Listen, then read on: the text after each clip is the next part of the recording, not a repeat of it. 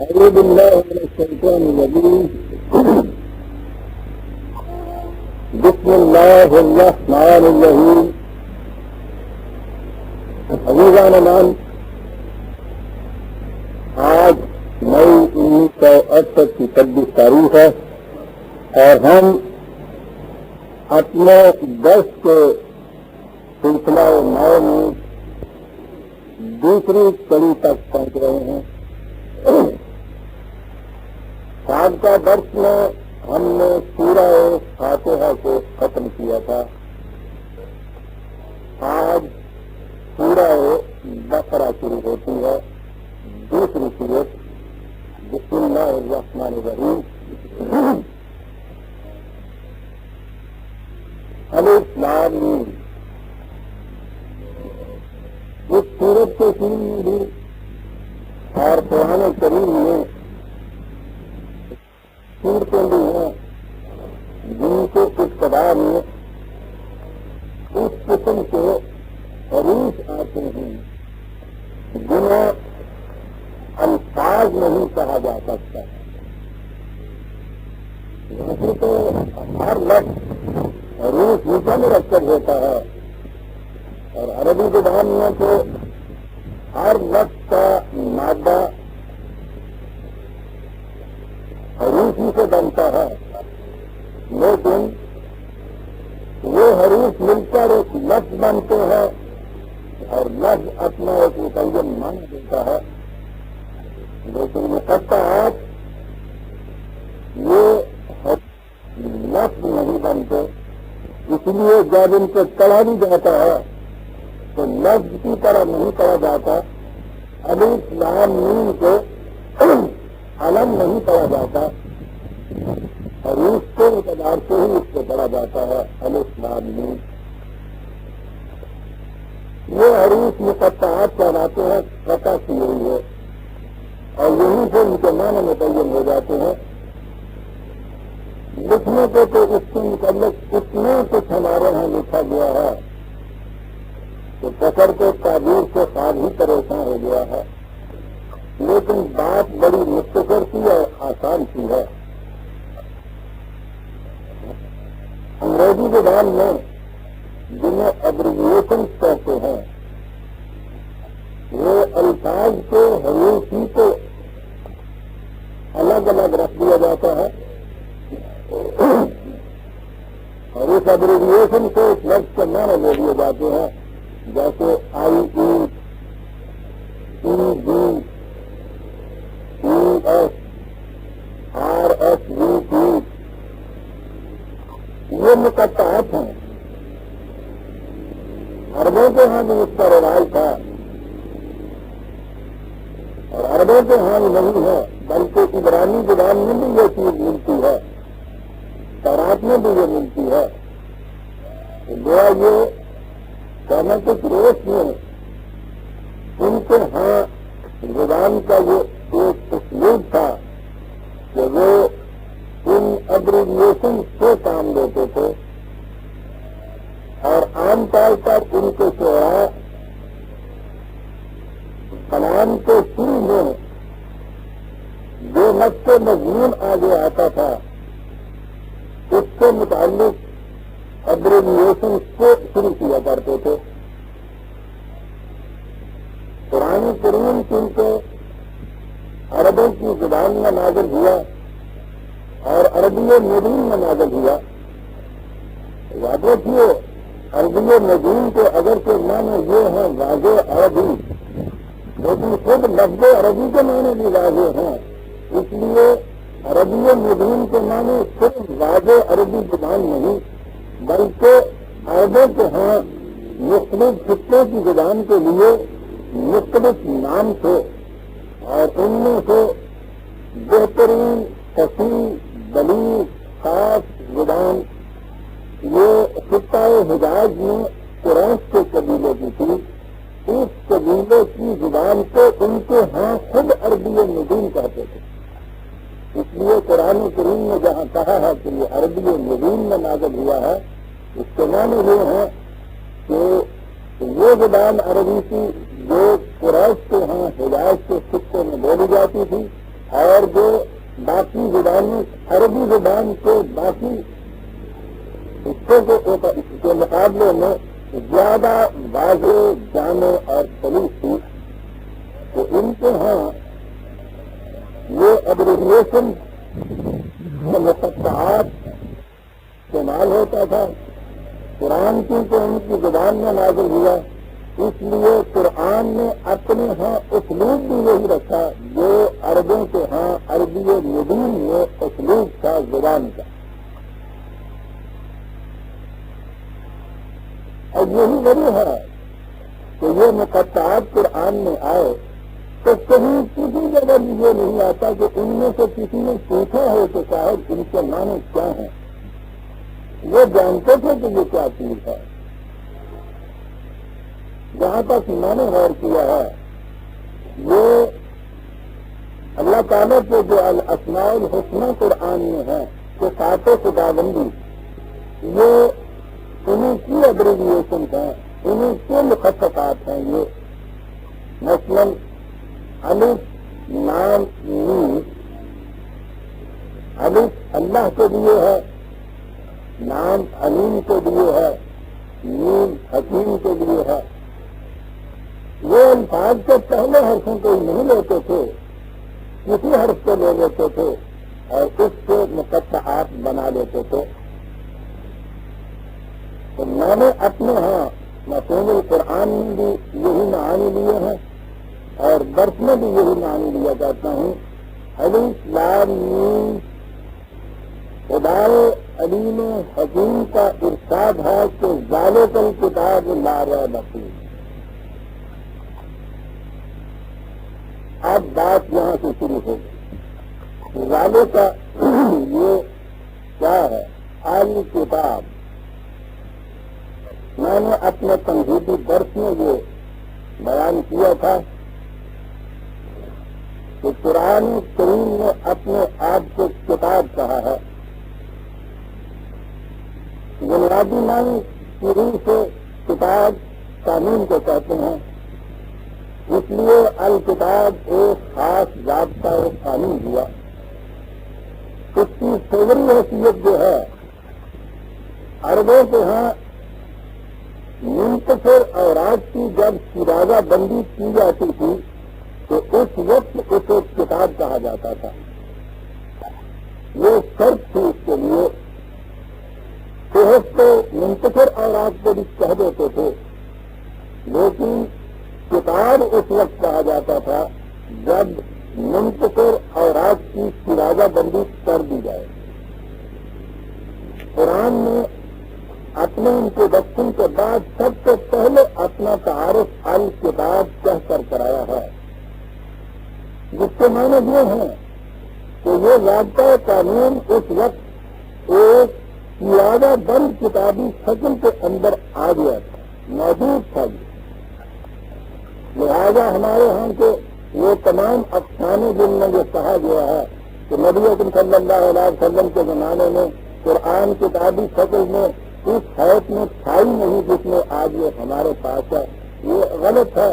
قرآن کی داخلی شہادت اس کا شاہد ہے کہ یہ کتاب کی شکل میں تھا، اسی صورت میں جس میں آج ہمارے ہاں یہ موجود ہے۔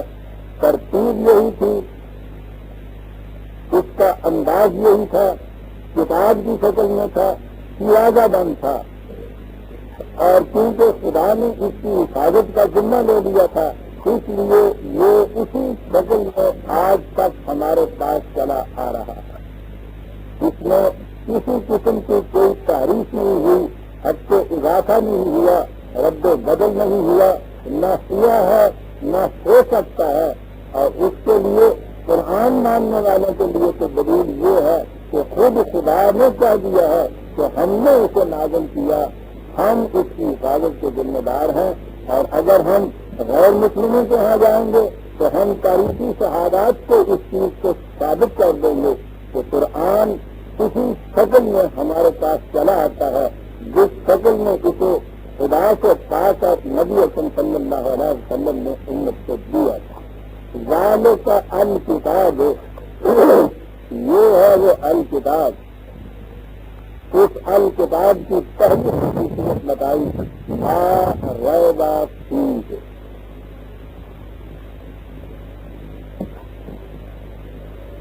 عربی زبان میں شک بھی لفظ موجود ہے، ریب بھی موجود ہے. قرآن کریم نے خود شک کا لفظ بھی استعمال کیا ہے اور ریب کا لفظ بھی استعمال کیا ہے، بلکہ شک کے آبجیکٹو کے طور پر، صفت کے طور پر اس نے شک مرید بھی کہا ہے 34 اور 64. تو یہ ریب شک سے کچھ مختلف چیز ہے، اگرچہ اس کے اندر شک کے معنی آ جاتے ہیں، لیکن ریب اس سے کچھ بڑی ہوئی چیز ہے اور یہ بہت عظیم خصوصیت ہے. قرآن نے جو پہلے شروع میں اپنے متعلق کہہ دیا کہ لا ریب فیہ، تو اس میں ایک معنی تو یہ ہوں گے کہ اس میں کوئی چیز ایسی نہیں جسے آپ ڈاؤٹ فل یا مشکوک کہہ سکیں. یہ حقائق ہیں، یہ ریالٹیز ہیں، یہ صداقت ہے، یہ یقینی شے ہے. اس میں کوئی شے ایسی نہیں ہے جسے مشکوک کہا جا سکے. اور دوسری چیز کیونکہ شک نہیں کہ ریب کا لفظ آیا ہے، ریب کے معنی ہوتے ہیں نفسیاتی الجھن کے، اضطراب کے، بے چینی کے، اور یہ بڑی چیز ہے جو قرآن کہہ گیا ہے. شک سے ایک اضطرابی تصویر پیدا ہوتی ہے انسان. اندھیرے میں اندر جا کے جب ہم محسوس سے کھا رہا رسی پڑی ہوئی ہے اور کہہ دیا جائے کہ یہاں سانپ تھا، آپ دیکھتے ہیں کہ اس سے ایک عجیب قسم کی الجھن پیدا ہوتی ہے. جب تک وہ سچی تصویر رہتی ہے وہ اضطراب اور الجھاؤ اور بے چینی باقی رہتی ہے. لیکن جب روشنی آ جائے اور یہ معلوم ہو جائے کہ وہ کیا ہے، یعنی جو ضروری نہیں کہ وہ رسی ہو، سانپ بھی ہو، اگر پہلی تصویر جو آپ کو ہے تجزب کی ہوتی ہے وہ چلی جاتی ہے. اب دوسری چیز آپ کے سامنے آ گئی، سانپ بھی کیوں نہ ہو سکتا ہے کہ اس سے آپ کو ڈر لگے، ہو سکتا ہے کہ اس سے بچنے کی آپ کی تدبیریں اس کے بعد سوچیں، لیکن نفسیاتی الجھن آپ کے یہاں باقی نہیں رہتی. جب کوئی شک یقین میں تبدیل ہو جاتا ہے، جب کوئی قیاس یا ظن علم کی حیثیت اختیار کر لیتا ہے، تو انسان کو یہ جو ایک اضطرابی نفسیاتی الجھن کی کیفیت ہوتی ہے وہ باقی نہیں رہتی. دونوں چیزیں آ گئی قرآن کے متعلق کہ اس میں جو کچھ بیان کیا گیا ہے اس میں کوئی چیز مخصوص نہیں ہے، وہ حق ہے، یقینی ہے، سچی ہے، ریالٹی ہے. اور دوسرے یہ کہ اس کتاب کو پیدا کرنے والے کے اندر کوئی نفسیاتی اضطراب، کسی قسم کا الجھاؤ، بے چینی، تردد، تجزب نہیں رہ سکتا. کتنی بڑی چیز ہے. پہلی چیز جو ہے کہ وہ مخصوص نہ ہو، وہ خالص انٹلیکچوئل چیز ہے، اس کا تعلق ذہن سے ہے کہ علمی طور پر وہ شے جو ہے غیر مخصوص ہے. یہ دوسری چیز جو ریب کی ہے اس کا تعلق سائیکالوجی سے ہے کہ سائیکولوجیکل وہ اس قدر اطمینان دیتی ہے انسان کے مائنڈ کو کہ وہ اضطراب اور بے چینی جو قیاس اور ظن کی روح سے پیدا ہوتی ہے اس کے بعد وہ بھی باقی نہیں رہتی. ایک لفظ میں آپ دیکھیے قرآن دونوں چیزیں کس طرح سے کور کر کے چلا گیا. علمی اعتبار سے غیر مشکوک، نفسیاتی اعتبار سے دل کو سکون اور اطمینان دینے والی ایک لفظ ریب کے استعمال.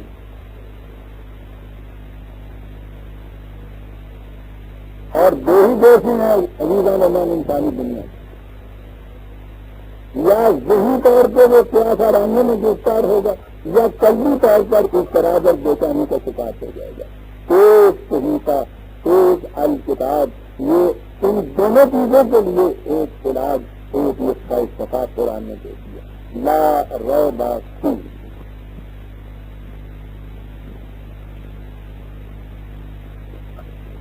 ایک اس کی پہلی صفت تو یہ ہے لا ریب فیہ.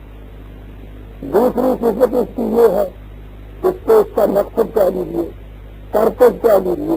پہلی چیز صفت چاہیے، پھر پرپز اس کا یہ ہے ہدن للمتقین، ہدن کا جب پورا ساتھ ہمیں آ چکا ہے اور اس کے متعلق تفصیل سے میں بتا چکا ہوں.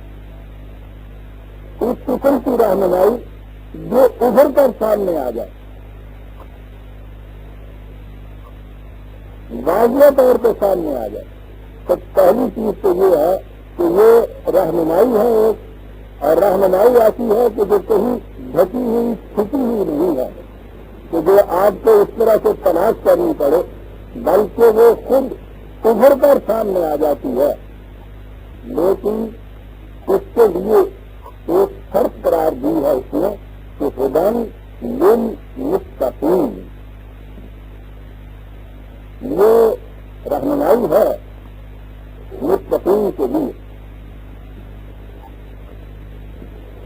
ان کی نگاہیں ان الفاظ کے معانی کی گہرائیوں تو نہیں ہیں، ان کے ذہن میں یہی سے ایک اعتراض پیدا ہوا کرتا ہے کہ ہمارے ہاں متقی کو کہتے ہیں جو دین ہو یا دینداری میں چاہیے، دین کا تو تصور ہے نہیں نا ہمارے ہاں، دینداری ہمارے یہاں کہتے ہیں، جو دینداری میں بلند ترین مقام کو پہنچ گیا ہو اسے متقی کہتے ہیں. یعنی ایک دو عام مسلمان ہوتے ہیں اور جن ان مسلمانوں میں بلند درجے کے اوپر وہ ہوتے ہیں جنہیں متقی کہا جاتا ہے، یا صحیح راستے کے اوپر چلنے والے اور اس طرح سے چلنے والے جو عام مسلمان جو ہیں ان سے بہت آگے بڑھے ہوئے ممتاز بلند درجہ ان کا مقرب جنہیں آپ کہتے ہیں. یعنی متقی کہہ دیا جائے تو پھر تو کچھ اور کہنے کی ضرورت ہی تو نہیں آتی ہے. تو سوال یہ پیدا ہوتا ہے کہ جو پہلے ہی متقی ہے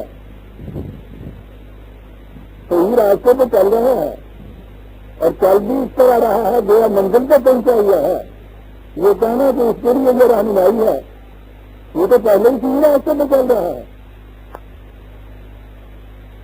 رہنمائی تو ان کے لیے ہونی چاہیے تھی کہ جو صحیح راستے پہ نہ چل رہے ہیں، صحیح راستے پہ چلنے والے کے لیے رہنمائی کیا مانیں گے؟ تو اگر یہ متقیوں کے لیے یہ ہدایت ہے تو پھر جو باقی ہیں ان کے لیے تو اس میں کچھ بھی نہیں ہے، اور جو پہلے سے چل رہا ہے صحیح راستے پہ اس کے لیے کہنا یہ صحیح راستہ دکھانے والی ہے تو جو بڑی بےمانی چیز ہے برادران والی. آپ نے دیکھا کہ ہمارے یہاں جو مرغدہ مفہوم لیا جاتا ہے قرآن کی اصطلاحات کا، اس کی روح سے خود ہی کس قدر اعتراضات پیدا ہوتے ہیں، ان اعتراضات کی بنا پر خود بے چینیاں پیدا ہوتی ہیں. حالانکہ کتاب جو تھی جس کا پہلے دعویٰ یہ تھا کہ لا ریب فیہ، یہ معاذ اللہ قرآن کا نقص نہیں ہے. یہ نقص یہ ہے کہ الفاظ قرآن کے ہیں، معانی اس کو ہم نے خود پہنائے ہوئے ہیں. متقین قرآن کی بڑی جامع اصطلاح ہے. اس لفظ کا مادہ واو خاص یہ ہے.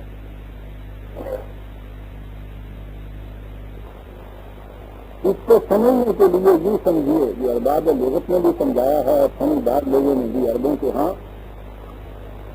عربوں کا لباس آپ دیکھتے بڑا ڈھیلا ڈھالا ہوتا ہے، اس کے لیے سمجھایا بھی گیا ہے. ایک راستہ چل رہا ہے کوئی اور وہ خاردار جھاڑیاں ہیں، اس میں ادھر ادھر سب کانٹے دار جھاڑیاں، ڈھیلا ڈھالا لباس ہے. ان سے پوچھا گیا کہ بتاؤ تم اس وقت کیسے چلتے ہو؟ انہوں نے کہا کہ ہاں صاحب ہم کہیں ادھر سے بچتے ہیں کہ وہ کانٹا نہ ہمارے کپڑے میں لگ جائے، ادھر سے بچتے ہیں کہ وہ دامن کو نہ اجھارے. اس طرح سے ہم بچتے بچاتے ہوئے ان کانٹوں سے صحیح طور پر نکل جاتے ہیں. کہا اسے متقی کہتے ہیں جو راستے کی خطرناک گھاٹیوں سے بچ کر چلنا چاہے.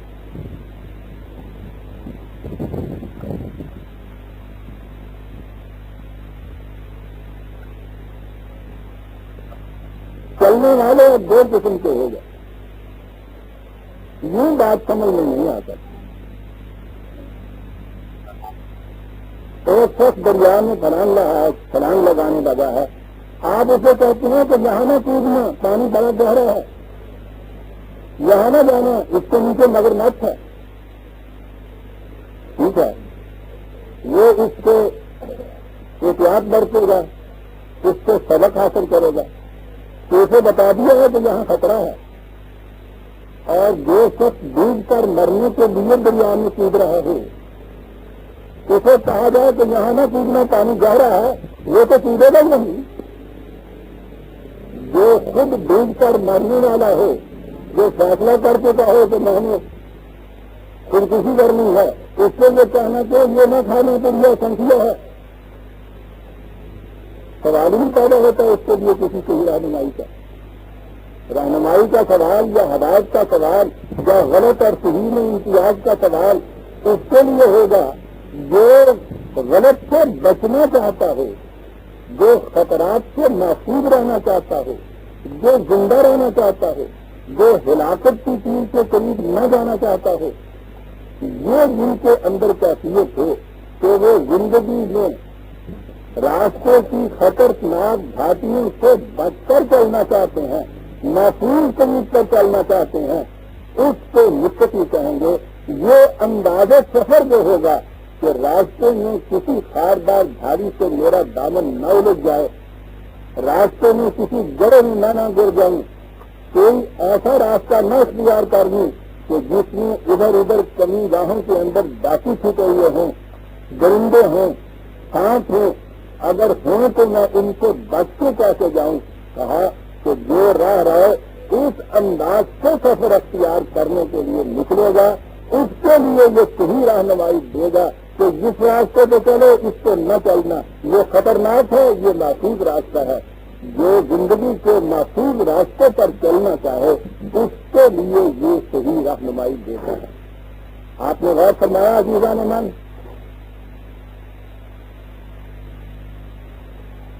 تو پہلی ہی چیز جو اس نے کہی ہے کہ رہنمائی کن کے لیے ہے، یہ ہدایات ڈائریکشن کن کے لیے یہ دیتا ہے، ان کے لیے جو زندگی کی خطرناک گھاٹیوں سے بچ کر چلنا چاہتے ہیں.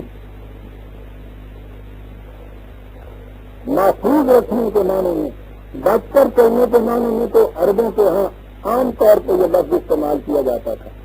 ایسا گھوڑا جو پختہ سڑک پہ جس کے اوپر پتھر کی کنکریاں پڑی ہوئی ہیں اس طرح سے پاؤں رکھے کہ کنکری چبھ نہ جائے، اس کے لیے یہ استعمال کیا کرتے تھے. وہ زون جو اس کی پیٹھ کے اوپر اس طرح سے چبھ آ جائے کہ وہ اس کی کچھ زخمی نہ ہو، اسے زخمی ہونے سے بچا دے، اس سے بھی وہ یہی لفظ استعمال کیا کرتے تھے. حتیٰ کہ یہ جو پریزرویٹیوز ہوتے ہیں، وہ جن کے اندر کوئی چیز رکھی جاتی ہے تو وہ ہمیشہ محفوظ رہتی ہے، یہ پریزرویٹیو جو ہے اس کے البقایت ہوتے ہیں جس میں وہ شے تباہ ہونے سے بچ جائے، خراب ہونے سے بچ جائے، ڈس انٹیگریٹ نہ وہاں ہو، اس میں فساد نہ پیدا ہو. پریزرویٹیو کا لفظ جو ہے اس کو تو سمجھا جا سکتا ہے. کتنی بڑی چیز بتائی. جو اپنے آپ کو یوں محفوظ رکھنا چاہتے ہیں ان کے لیے اس میں ایک ڈائریکشن دی ہوئی ہے کہ یہ نسخہ استعمال کرو گے تو پھر یاد رکھو تم محفوظ رہ جاؤ گے. اور انسانی ذات کا تو مقصود ہی یہ ہے کہ وہ ڈیزالو نہ ہونے پائے، وہ ڈس انٹیگریٹ نہ ہونے پائے، وہ خراب نہ ہونے پائے، وہ ضائع نہ ہونے پائے، وہ زائل نہ ہونے پائے. اس میں تصویر آئے، اس میں استحکام پیدا ہو، اتنا استحکام پیدا ہو کہ موت کا جھٹکا بھی اسے فنا نہ کر سکے. اس قسم کا بقایا ہے قرآن کریم، اس قسم کا پریزرویٹیو ہے یہ نسخہ کہ اس کے اندر، اس طالب کے اندر انسانی ذات کو اگر رکھ دیا جائے تو پھر کوئی شاید کسی طرح سے اس کو نقصان نہیں پہنچا سکتی. للمتقین.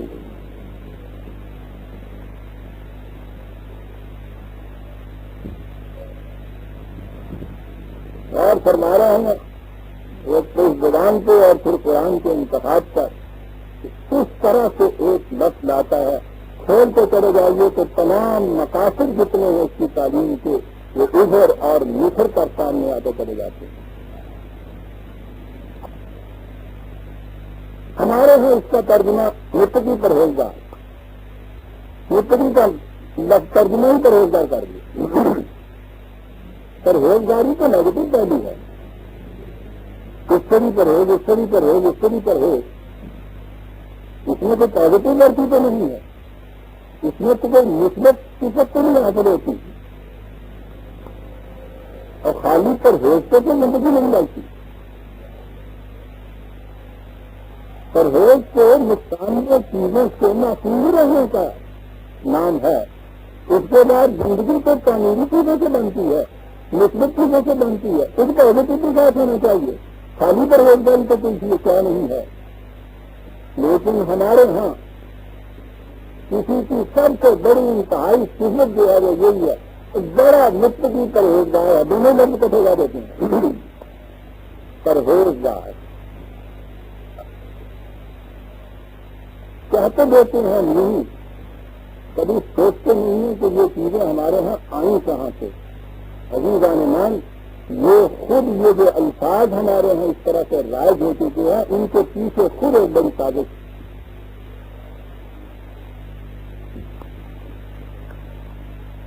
زندگی کے متعلق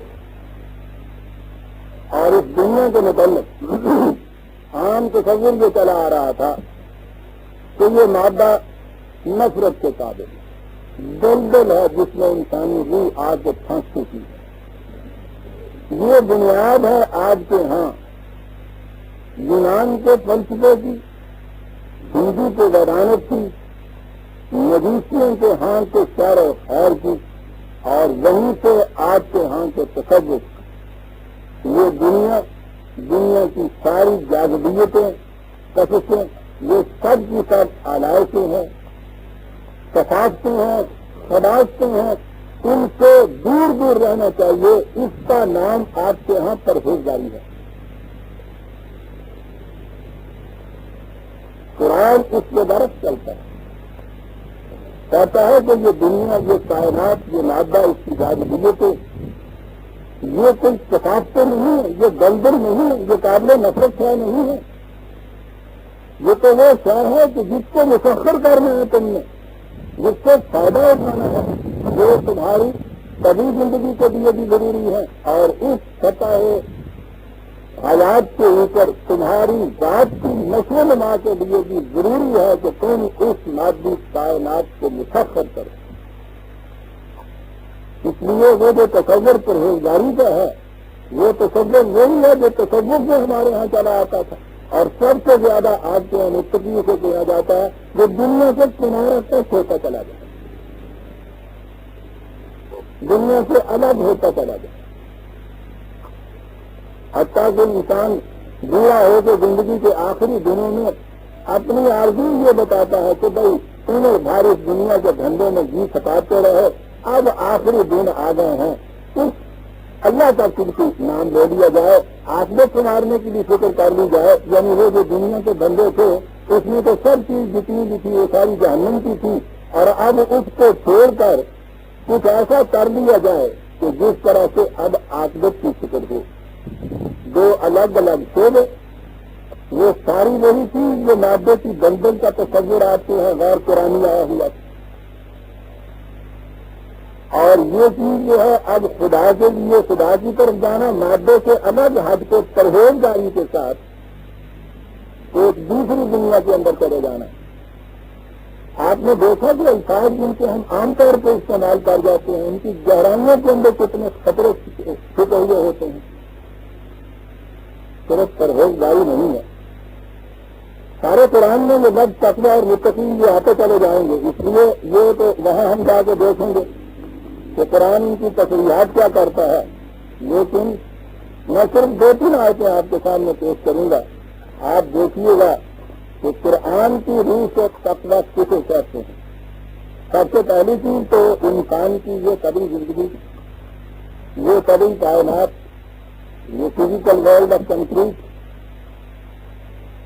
اس کے متعلق قرآن کا ایٹیٹیوڈ کیا ہے، وہ کیا تعلیم دیتا ہے؟ سنیے، وہ کہتا یہ ہے، پہلی آیت میں ہے هو الذی جعل الشمس ضیاء والقمر نورا وقدرہ منازل، یہ سارا کچھ بنایا اس نے، چاند اور سورج اور ستارے اور یہ سارا کچھ۔ اس کے بعد انا فی اختلاف اللیل والنہار وما خلق اللہ فی السماوات والارض، یاد رکھو یہ گردش والے نہار، اور جو کچھ بھی خدا نے اس کائنات کی پستیوں اور بلندیوں میں پیدا کیا ہے وہ کیا ہے؟ لآیات، یہ منزل مقصود تک پہنچنے کی علامات ہیں، لقوم، اس قوم کے لیے، غور سے سنیے، لقوم یتقون، متقیوں کے لیے، متقی قوم یا تقویٰ شعار قوم کی پہلی چیز یہ ہے کہ اس کائنات میں جس کے اندر اس نے یہ اپنی سبھی زندگی بسر کرنی ہے، اس کارگاہ کائنات کے ہر گوشے کے اوپر غور و فکر وہ کرے اور اس کے بعد اس کو مسخر کرے۔ پہلی چیز یہ ہے، آپ زندگی کی خطرناک گھاٹیوں سے اسی صورت میں بچ سکتے ہیں کہ فطرت کی قوتوں کو آپ مسخر کریں۔ طبی طور پر وہی قوم دنیا میں محفوظ اور معلوم اپنے آپ کو تصور کر سکتی ہے جس نے فطرت کی قوتوں کو مسخر کیا۔ آپ نے اس کا ترجمہ کیا پرہیزگار، میں نے اس سے کیے دنیا اور دنیا کی تمام جاذبیتوں سے پرہیز کرنے والا، الگ ہٹ جانے والا، ان کو نفرت کی نگاہ سے دیکھنے والا۔ قرآن کہتا ہے کہ ان کو مسخر کرنے والا جو ہے متقی۔ پہلی ہی چیز آپ کے یہاں تقویٰ کے معنی دیکھ لیا کیا ہے، لیکن مسخر کرنے والی قومیں تو وہ بھی ہیں جو یورپ سے ہمیں نظر آتی ہیں۔ کیا ہم قرآن کی روح سے ان کو متقی اور تقویٰ صاحب کہہ سکتے ہیں؟ یہ جو آیت میں نے تلاوت کی، ریفرنس کی 10/6، 10/6، یہ خارجی کائنات کی تصویر پہلی بنیادی شرط تقویٰ کے لیے، متقی ہونے کے لیے۔ لیکن یاد رکھیے گا قرآن کی تعلیم کو کہیں الگ الگ کر کے نہ لے لیجیے گا، پوری تعلیم جامع یعنی چاہیے ایک چیز یہ، یعنی اگر یہ نہیں ہے تو تقویٰ کا سیڑھی کا پہلا بندہ جو ہے اس سے بھی نہیں ہم آ سکے۔ اگر تفسیر فطرت نہیں، اگر خارجی کائنات میں فکر و تدبر نہیں ہے تو پھر پہلی چیز بھی نہیں، لیکن پہلی چیز پوری نہیں ہو گئی۔ اب آگے چلیے کہ قرآن اس کے لیے کیا کہتا ہے۔ اگلی چیز یہ ہے کہ اب اس کائنات میں جب معاملات کی دنیا آئے گی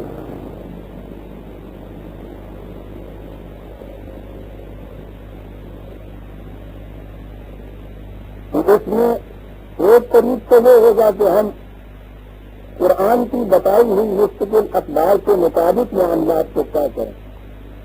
دوسری چیز یہ ہوگی کہ ہم اپنے اپنے مفاد کے پیچھے چلیں، اپنے اپنے جذبات کا اتباع کریں۔ یہ جو قوانین خداوندی کو چھوڑ کر اپنے جذبات کا جو اتباع ہے اسے قرآن شیطان سے تعبیر کرتا ہے۔ پھر سن لیجیے، میں نے یہ پرپزلی یہ استعمال کیا یہ الفاظ، قرآن کو بتائی ہوئی اقدار کو چھوڑ کر جذبات کا اتباع۔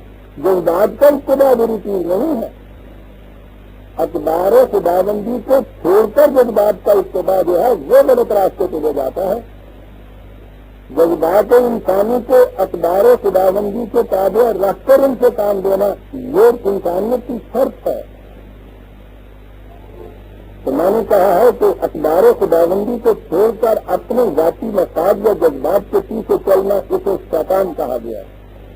تم نے اگلی چیز فطرت کی قوتوں کو مسخر کیا، کائنات میں غور و فکر کیا، یہ سارا کچھ کرنے کے بعد جب ہم معاملات کی دنیا میں آئے وہاں مفاد کا ٹکراؤ ہوا، یہی ہم نے مستقل قدر کو چھوڑا، اپنے جذبے کسی کے پیچھے چلے، اس کا خیال پیدا ہوا، اس کے معنی ہو گئے کہ شیطان نے ہم کو چھو لیا۔ قرآن کے الفاظ میں یہ چلیے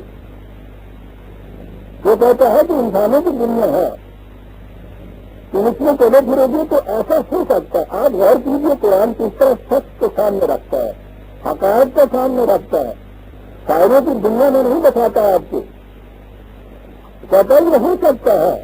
انسانی تو یہ بچتے ہیں، یہاں فرشتے تو نہیں بچتے، لیکن فرق یہ ہے آؤ کہتا بتائیں کہ متقی کسے کہتے ہیں۔ فطر کی قوتوں کو مسخر کرنے کے لیے کارگاہ کائنات میں گھر رہا ہے، معاملات کی دنیا کے اندر آیا ہے، کہا ہے ان الذین اتقوا اذا مسهم طائف من الشیطان متقی اسے کہیں گے کہ چلتے پھرتے اگر کہیں سے گھومتے پھرتے بھی کوئی شیطانی خیال آ گیا ہے اس کے سامنے تعاون میں نہیں جاتا. کیا بات ہے. یعنی اس میں انٹینشنلی دانستہ طور پر پرسنلی یہ بات نہیں ہے کہ جو ہی اس طرح کا نہیں چل پھر رہا ہے. اور غلط معاشرے کے متعلق تو اس نے کہا ہے کہ اس میں سرم مستطیرہ ہوتا ہے, سر کی چنگاریاں اڑ کے لگ جایا کرتی ہیں. تعاون میں نہیں چاہتا ہے. واہ واہ. گھومتے پھر کے چلتے ہوئے سزا کے اندر کے لیے تھا اس قسم کا خیال, وہ آ گیا ذرا سا. اب جہاں متقی اور غیر متقی کا فرق پیدا ہو, وہ کہا اس کے ہاں بھی یہ آیا خیال, ذرا سا خیال آیا تذکری. اس نے فوراً قرآن کی قدر اور قرآن کے قانون کو وہ سامنے اپنے دے آیا. اس کی یاد دہانی اس نے کر دی. اس کو فوراً وہ یاد آ گیا قرآن کا فیصلہ یہ ہے, اس کی قدر یہ ہے, اس کا قانون یہ ہے. وہ جب چیز آئی تو کیا ہوا, فائدہ ہم مبصرون, آنکھیں گر گئی اس کی. اس نے کہا کہ میں یہ نہیں جانا. مبصرون تھوڑی سی تاریخی آئی تھی, ذرا سا گھومتا ہوا خیال آیا تھا. سورج کے سامنے بادل کا ایک ٹکڑا آ گیا تھا, ذرا سی تاریخی اس میں آئی, گھومتے ہوئے بھی یہ خیال آیا تذکری متقی وہ ہے. تو اس وقت فوراً خدا کا قانون اس کی نگاہوں کے سامنے آیا, اور یوں وہ آیا فائدہ ہم متقی. جاننے والے حضرات کو اس کی بات دیں گے کہ یہ انداز بیان کیا ہے. توجہ کے بعد فائدہ ہم متقی ہے. آیا خیال, فوراً انہوں نے خدا کی اس قانون کو یہ سامنے, ارے وہ دیکھو ان کی آنکھیں کھل دی جاتی.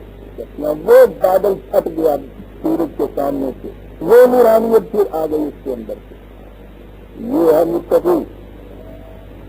متقی پہلے وہ جو اس کائنات کی ان چیزوں کو مسخر کرے اور غور و فکر کرتا چلا جائے. خالص انٹلیکچوئل پروسیس, بالکل ذہنی چیز.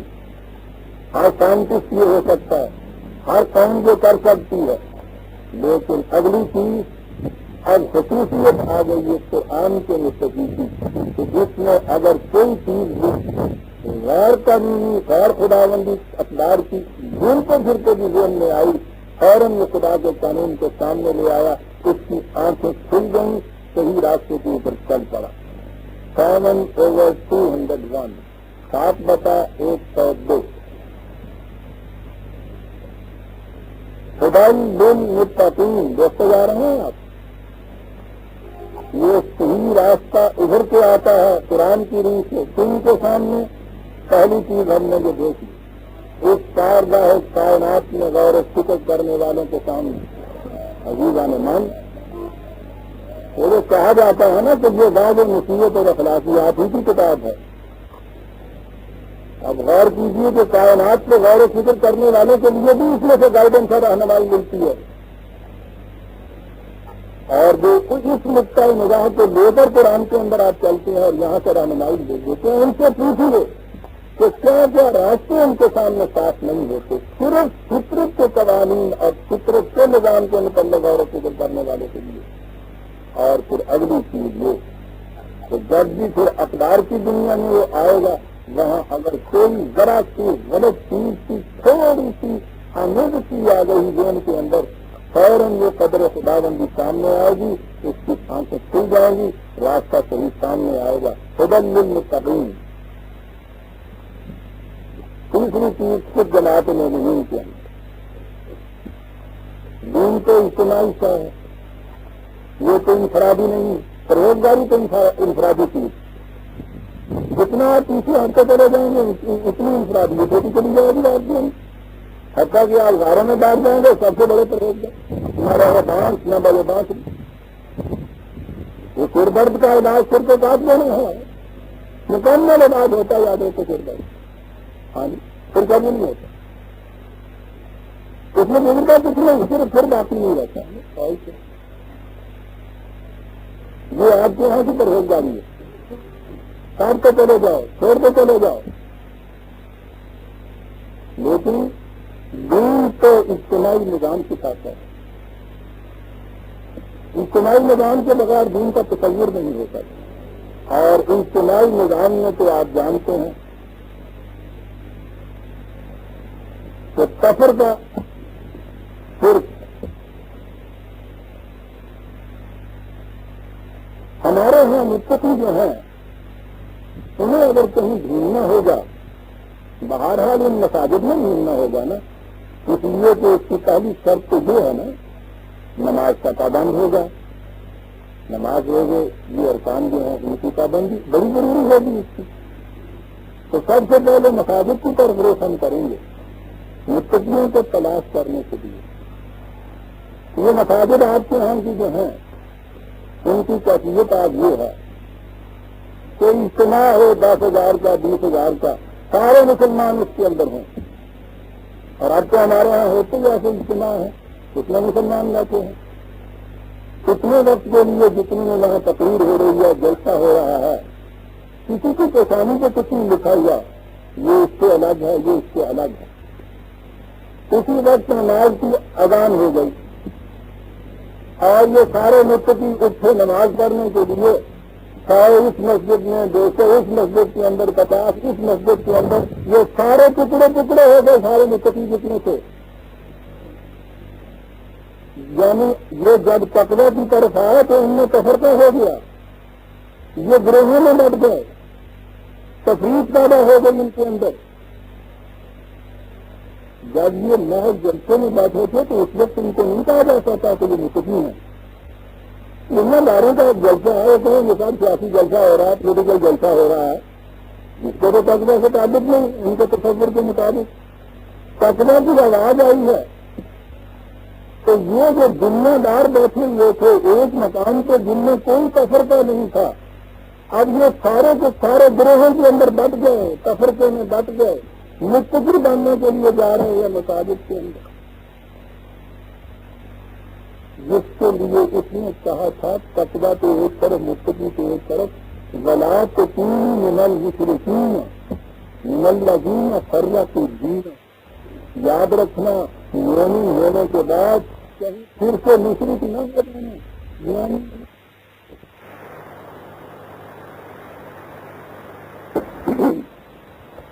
تو یہ متقی بننے کے لیے کہاں جا رہے ہیں؟ آئیے اب بتائیں قرآن کیا کہتا ہے. یہ تو اب ہمارے یہاں اس قسم کی سینکڑوں بن گئی نا.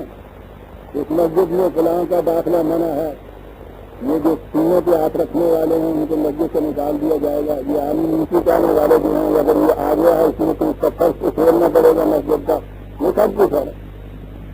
مدینے میں ایک مسجد اور بننی شروع ہوئی ایک مسجد اور مسجد کی تعمیر سبحان اللہ.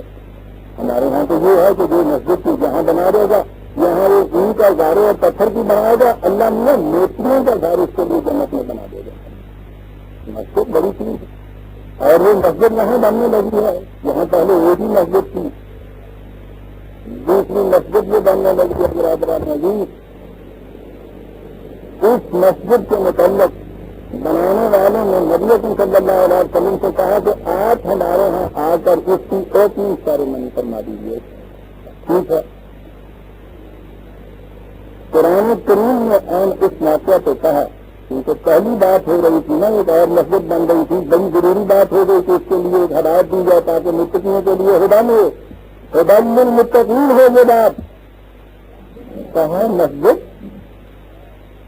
یہ مسجد جو ہے تفریقاً بین المومنین کے لیے بن گئی. جماعت مومنین میں تفرقہ پیدا کرنے کے لیے فرقہ بنانے کے لیے لا تقم فیہ ابدا اس میں کبھی کھڑے نہ ہونا. دیکھ رہے ہیں اس لیے مسجد اسس علی التقوی من اول یوم احق ان تقوم فیہ. یہ مسجد جس کی بنیاد پہلے دن سے تقوی پہ رکھی گئی تھی اس کو یہ حق حاصل ہے کہ تم اس میں جاؤ. اس میں نہیں بات صاف ہو گئی. اور وہ مسجد کو جس میں تفریقاً بین المومنین کی کیفیت ہوتی ہے وہ صرف ہے تقوی کی اوپر بنیاد اسی مسجد کی ہو سکتی ہے کہ جس کے اندر تفریق بین المومنین نہ ہو. عزیزان ایمان، اب ان مسجد کے اندر کے نمازیوں میں آپ متقی کا تلاش کریں گے.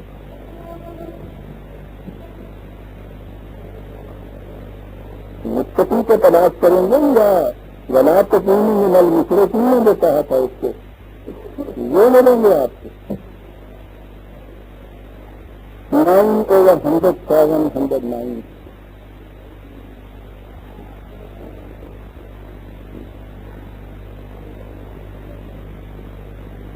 اس وقت میں یہ تو 3 ہی آیتیں پیش کروں گا آپ کے سامنے. آگے چلیں گے تو پھر متقی اور تقویٰ کی تقسیم تو سارے قرآن میں آئے گی، لیکن میں سمجھتا ہوں یہ 3 بنیادی حقیقتیں بھی بہت بڑی ہیں. اگر آپ انہیں کو سمجھ لیں، قاعدہ ہے فطرت میں غور و فکر کر کے فطرت کی قوتوں کو مسخر کرنا تقویٰ کے لیے پہلی شرط. فطرت کی ان قوتوں کو اقدار خداوندی کے لیے نئے انسانی کے منصب کے لیے خرچ کرنا تقویٰ کی دوسری شرط. اس مقصد کے لیے ایک تنظیم، ایک جماعت، ایک امت کی تشکیل جس میں کوئی کثر کا نہ ہو تقویٰ کی تیسری شرط. ان میں سے اگر ایک شرط بھی کسی وقت گم ہو گئی ہے تو وہ تقویٰ نہیں ہو سکتا برادران عزیز. اور جب وہ متقی نہیں ہو سکتا تو اس کو قرآن سے ہدایت کیا مل سکتی. کرتے رہیے اسے، تلاوت کرتے رہیے اسے. وہ ہدن کے للمتقین ہے، وہ ہدایت کے متقین کے لیے ملے گی. اور جو شرط بھی پورا نہیں اترتا اس کو رہنمائی کیا ملے گی. اور سفر کی رہنمائی کے لیے تو برادران عزیز پہلی شرط یہ ہے کہ آپ سفر کے لیے اس کو تیار ہو کے نکل پڑیں. گھر میں بیٹھے ہوئے ریلوے ٹائم ٹیبل لیٹسٹ بھی اور منگاتے چلے جائیں اور گھر میں رکھا ہوا ہے، آپ بھی بیٹھے ہیں، ٹائم ٹیبل بھی رکھا ہوا ہے، روز اس کو دیکھ لیتے ہیں. 9 کے 25 منٹ کے اوپر 13 ڈاؤن جو ہے جہاں سے چلتی ہے اور یہاں سے جہاں تک بیٹھتی ہے وہاں سے چین کرتی ہے فلاں وقت کے اوپر مالا میٹ جا پہنچتی ہے اور 19 ڈاؤن ادھر سے چلتی ہے فلاں وقت پہ آ جاتی ہے. روز اس کو آپ کنسلٹ کر لیا کریں، صبح اٹھ کے اور یہاں بیٹھا رہا کریں. وہ ہدایت آپ کو کچھ فائدہ بھی دے سکتی ہے. یہ ٹائم ٹیبل اس کے لیے بنا تھا دوسرے گاڑی پہ جانا تھا. گھر میں بیٹھے ہیں ٹائم ٹیبل کنسلٹ ہو رہا ہے. پھر آگے پھر جگہ رہے ہیں وہ کہتے ہیں نہیں تم نے 13 ڈاؤن کا ٹائم ٹھیک نہیں نوٹ کیا.